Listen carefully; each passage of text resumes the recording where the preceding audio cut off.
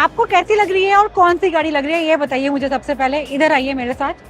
अगर हम इस गाड़ी को देखते हैं तो काफ़ी ज़्यादा हमें रिजेंबल करती है हमारी टोयोटा इनोवा के साथ। ये लाइट्स वगैरह आप देखेंगे, बैक वाला पार्ट देखेंगे तो बिल्कुल हमें इनोवा लग रही है। मिनी इनोवा हम इस कार को कह सकते हैं। इस कार का नाम है काल्या।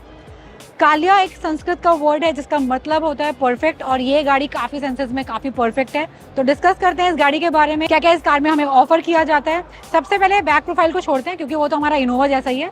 साइड से बात करते हैं, साइड में मूव करते हैं। अगर बैक से मैं आगे की तरफ जाती हूँ तो मुझे यहाँ पे 36 लीटर का फ्यूल टैंक दिखाई देता है। 14 इंच के अलॉयज आपको मिलते हैं, बहुत ज़्यादा स्वीट लग रहे हैं जो छोटे से टायर यहाँ पे लगे हुए हैं।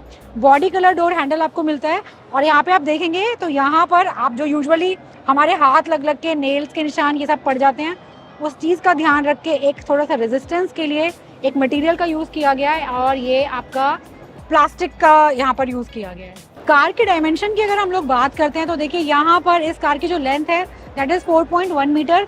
इस कार की जो हाइट है वो आपकी 1.6 मीटर है, और कार की जो ब्रेड्थ है वो भी आपकी 1.6 मीटर है। व्हील बेस की अगर हम लोग बात करेंगे इट इज़ 2525 mm, और जो हमारी ग्राउंड क्लियरेंस है वो आपको यहाँ पे मिलने वाली है 185 mm की। तो स्पेक्स वाइज तो गाड़ी आपकी काफ़ी ठीक ठाक है, बहुत ज़्यादा छोटी नहीं, बहुत ज़्यादा बड़ी नहीं है। और यहाँ पर मेंशन करूँगी मैं कि इस कार के अंदर बहुत बेसिक चीज़ें आपको मिलेंगी, क्योंकि इस गाड़ी का जो प्राइस है वो भी बहुत ज़्यादा बेसिक रखा गया है। बहुत ज़्यादा महंगी गाड़ियों में ये नहीं आती है। अराउंड 8 लाख रुपए देकर आप इस कार के मालिक बन सकते हैं, और 8 लाख रुपए देके टोयोटा आपको 7 सीटर व्हीकल दे रहा है। तो यहाँ से आप आइडिया लगा लीजिए कि बहुत ज़्यादा बेसिक कार होने वाली है। फीचर्स तो यहाँ पे बहुत ही ज़्यादा कम होंगे, लेकिन येस नो डाउट ये गाड़ी बहुत ज़्यादा प्रैक्टिकल होने वाली है। ORVM की डिजाइनिंग आपको ऐसे मिलती है, और ये है आपका टर्न इंडिकेटर जहाँ पे बल्ब को प्लेस किया गया है। ये LED नहीं है, ये बल्ब है सिंपल। फ्रंट डिजाइनिंग की अगर हम लोग बात करेंगे तो यहाँ पर बहुत ब्रॉड आपको डार्क क्रोम स्लिट मिल जाती है।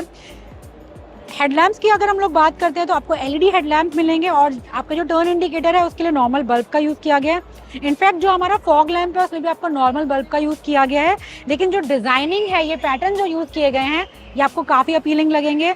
ग्रिल जो हमारी है वो काफ़ी स्टाइलिश बनाई गई है। ये ब्लैक पियानो फिनिश के साथ आपको छोटे छोटे स्लिट्स ऐड किए गए हैं जो काफ़ी ज़्यादा एडवांस आपको लगने वाले हैं, और गाड़ी फ्रंट से आपको काफ़ी ज़्यादा फ्लैशी लगेगी, काफ़ी ज़्यादा अट्रैक्टिव लगेगी। अब यार सबसे इंटरेस्टिंग पार्ट पे आते हैं, वो है इस कार का बैक प्रोफाइल। सबसे ऊपर हमें शार्क फिन एंटीना दिया गया है, डिफॉगर नहीं है यहाँ पर, वाइपर आपको मिल जाता है। ये जो इसका टेल लैंप है ये बहुत ज़्यादा आपको अच्छा लगने वाला है, लेकिन ये वाला जो पार्ट है ये आपका डेड पार्ट है, यहाँ पे कोई लाइट नहीं है। बल्ब आपको मिलते हैं इसके अंदर, ऊपर की तरफ भी और नीचे की तरफ भी। और ये जो डिजाइनिंग है ये आपको काफी इंस्पायर्ड लगेगी इनोवा क्रिस्टा से।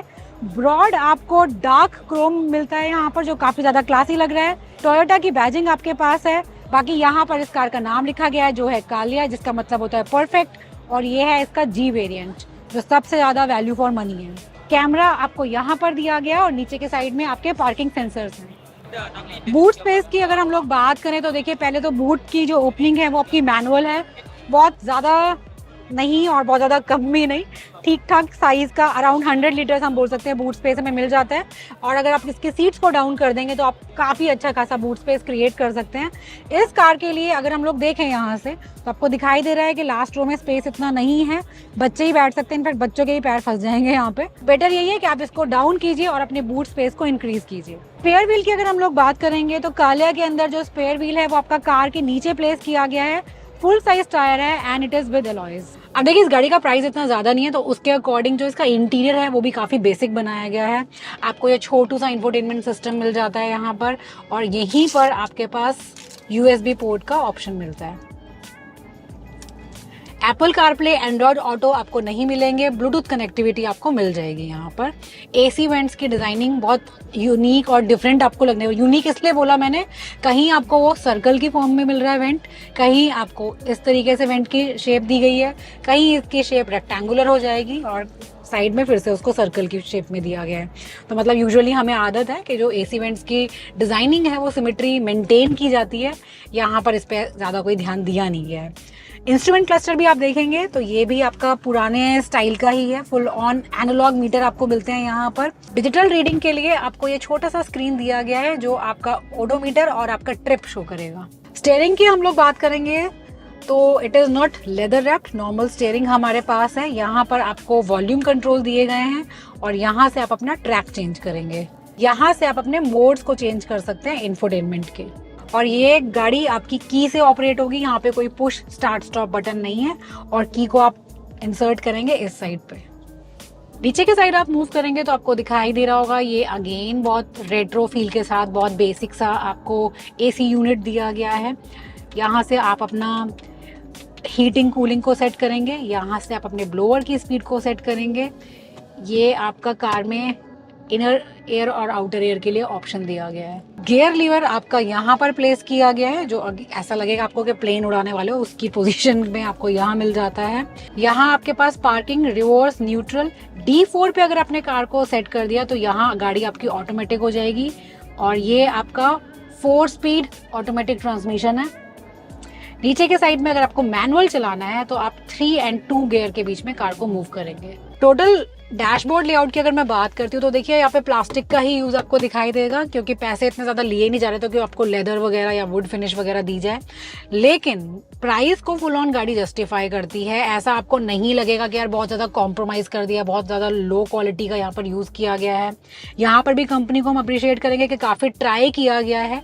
जैसे आप देखेंगे कि ये पैटर्न आपका अलग है, ये थोड़ा सा पैटर्न अलग कर दिया गया है, यहाँ पे सिल्वर का थोड़ा यूज किया गया है, गियर की जो प्लेसमेंट है उसको थोड़ा डिफरेंट बनाया गया है, जिसकी वजह से गाड़ी थोड़ी अपीलिंग लगे, थोड़ी स्मार्ट लगे। क्रोम का यूज भी आपको दिखाई देगा, जैसे आप एसी वेंट्स देखेंगे साइड में, वहां पे क्रोम का यूज है, यहाँ पर भी क्रोम का यूज किया गया है।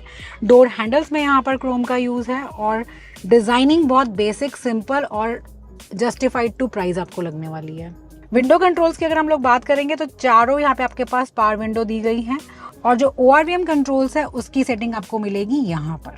स्टोरेज की अगर हम लोग बात करें तो देखिए यहाँ पे हमारे पास काफ़ी ज़्यादा खाली जगह हो जाती है, क्योंकि गियर लीवर वगैरह की प्लेसमेंट सब आपकी यहाँ शिफ्ट हो गई है।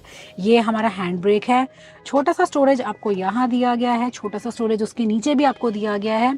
यहाँ थोड़ा सा कुशनिंग का यूज़ किया गया है। जो हमारी सीट्स हैं वो बहुत ज़्यादा कंफर्टेबल है, अगेन मेंशन करेंगे, बहुत कुशनी आपको लगने वाली है। बहुत अच्छे फैब्रिक का यहाँ पर यूज़ किया गया है, बिल्कुल आपको बॉडी को कोई इचिंग या डिस्टर्ब सा नहीं करता। और जो आपका हैंड रेस्ट है इसके अंदर भी बहुत अच्छी खासी कुशनिंग का यूज़ किया गया है, और ये आपका इस तरीके से मूव हो जाता है, और उसके बाद आपकी ये सीट बन जाती है। जो मैंने बोला मुझे नहीं पता इसको कैसे यूज़ किया जाएगा, और उसके लिए बैक सपोर्ट है। ये छोटा सा, बहुत छोटा और पतला बच्चा होना चाहिए तो वो इसके ऊपर आएगा।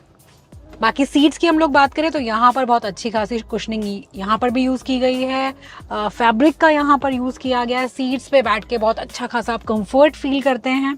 ऊपर की साइड हम देखेंगे तो देखिए यहाँ पर आपका ये एयर इनटेक के लिए, यहाँ से आपका एसी से ये हवा को कैच करेगा और दूसरी साइड पर रिलीज कर देगा, ताकि रियर पैसेंजर के लिए भी काफ़ी अच्छी खासी कूलिंग हो जाए। ये भी आपका नॉर्मल IRVM दिया गया है, सिंपल बेसिक आपको लाइट मिल जाती है यहाँ पे। और देखिए अगर आप देखेंगे ना इस कार को एक नॉर्मल तरीके से देखें तो बहुत प्रैक्टिकल सी मुझे कार लगी। नो नॉनसेंस फीचर वाली कार है। जो बेसिक एक फैमिली को चीज़ों की रिक्वायरमेंट होती है हमें, वो सारी चीज़ें इस गाड़ी के अंदर आपको मिल जाती हैं। कुछ चीज़ें मुझे मिसिंग लगी, जैसे मैं बोलती हूँ एप्पल कारप्ले, एंड्रॉइड ऑटो की आजकल हमें आदत है, वो चीज़ें यहाँ पे मिस हो जाती है। तो अगर कुछ चीज़ें हटाई गई है ना तो उनके पैसे भी उतने ही कम हो गए हैं दोस्त। तो अगर हम लोग बोले कि बेसिक सी कार और ऐसी ऐसी रिक्वायरमेंट हमारी पूरी कर दे जो हमारे प्रैक्टिकल लगे, हमारे पॉकेट को फ्रेंडली लगे, तो उस हिसाब से this car is really good.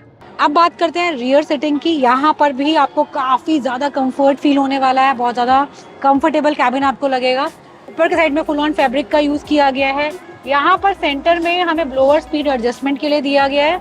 ऊपर ये आपको AC वेंट्स के लिए दिया गया है। नीचे के साइड में आप देखेंगे तो यहाँ पे आपको 12 वोल्ट का चार्जिंग सॉकेट मिल जाता है। इस कार में पीछे की साइड में 5 जने, I mean 3 जने यहाँ पर बैठ के आराम से ट्रैवल कर सकते हैं, क्योंकि कोई हैंड रेस्ट वगैरह नहीं है कि उसमें कप होल्डर है। उसकी वजह से क्या होता है ना, गाड़ी का जो बैक है बहुत हार्ड हो जाता है। अब यहाँ पर आप बहुत आराम से बैठ के 2 जने आगे और 3 जने पीछे अपने मस्त अच्छे खासे लंबे ट्रिप को एंजॉय करेंगे, और जो बैक है वो बहुत ज़्यादा कंफर्टेबल एंड कुशनी है। अब देखिए इसका कंफर्ट देख के तो मुझे बिल्कुल इनोवा की याद आ गई कि जितना कंफर्ट आपको उस कार के अंदर फील होता है ना, बिल्कुल वही कंफर्टेबल राइड एंजॉय कराने वाली है आपको ये वाली कार भी। और वो तो काफ़ी महंगी आती है, लेकिन उसके कंपैरेटिवली इसका प्राइस काफ़ी कम हो जाता है। फीचर्स उसमें भी हमें कुछ बहुत ज़्यादा खास नहीं मिलते हैं, तो यहाँ तो बिल्कुल ही नहीं मिलते हैं। लेकिन भाई अगेन मेंशन करना पड़ेगा कि प्राइस इतना ज़्यादा कम है कि आपको उन चीज़ों की दिक्कत होने ही नहीं वाली है, क्योंकि जब हमारी पॉकेट खुश हो जाती है ना तो हमारा दिल भी खुश हो जाता है। डोर एक बार देख लीजिए, ये मिस हो गया था मुझसे। डोर के अंदर आपको सिल्वर का यूज दिखाई देगा। बॉटल होल्डर आप यहाँ पे रख सकते हैं। छोटा सा स्टोरेज आपको पीछे दिया गया है। पावर विंडो कंट्रोल है, और नीचे की साइड में यहाँ पे स्पीकर आपको मिलता है।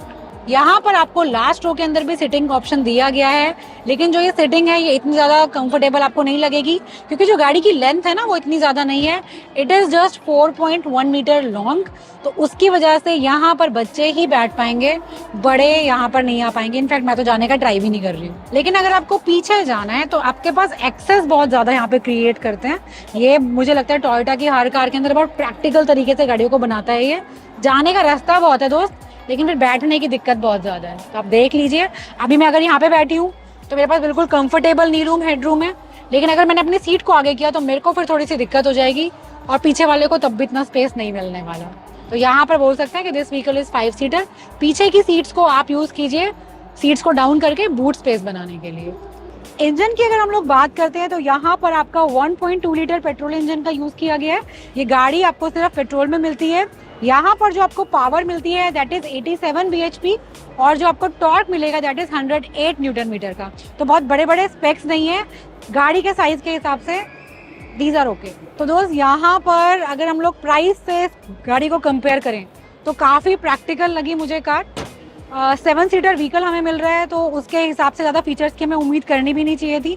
इस कार को डिफाइन करने के लिए सिंपल 2 वर्ड हमारे पास हैं, वो है प्रैक्टिकल एंड अफोर्डेबल। ज़्यादा ज़्यादा एक चीज़ और देख लीजिए, यहाँ पर जो बैज आपको दिखाई दे रहा है, बैक में हमारे पास टोयोटा की बैजिंग है, फ्रंट में हमारे पास दाइहात्सू की बैजिंग है। इसका मतलब ये रीबैज करके प्रोडक्ट बनाया गया है, एंड बिलीव मी अच्छा प्रोडक्ट बनाया गया है। ऐसी चीज़ें बनानी चाहिए जो कम पैसे में आपको बहुत सारी चीज़ें दे दे।